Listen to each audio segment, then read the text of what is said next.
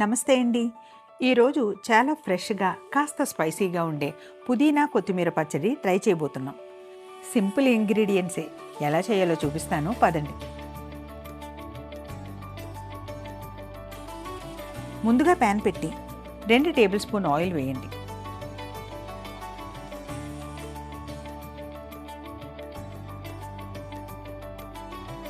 నూనె కాగాక 15 ఎండుమిర్చి వేసి కాస్త వేపి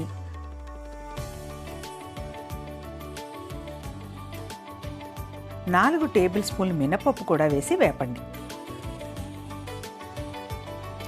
ఫ్లేమ్ మీడియంలోనే ఉండాలి. ఇప్పుడు 10-12 వెల్లుల్లి రెబ్బలు వేసి కలిపి కొన్ని కరివేపాకు రెబ్బలు కూడా వేసి వేపాలి.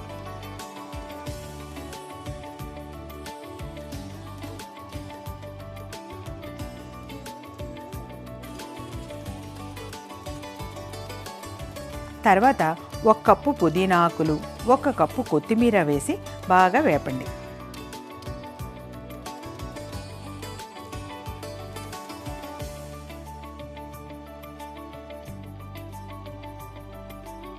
ఇవన్నీ వేగాక 1 చిన్న నిమ్మకాయ అంత చింతపండు వేసి కలిపి గ్యాస్ ఆఫ్ చేసేయండి.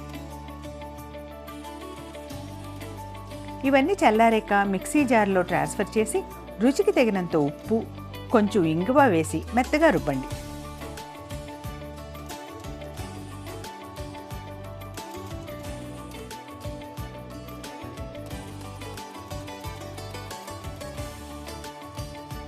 అంతేనండి, చాలా టేస్టీ అయిన పుదీనా కొత్తిమీర పచ్చడి రెడీ.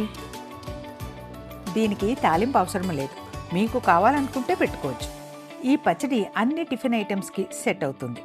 ట్రై చేస్తారు కదూ.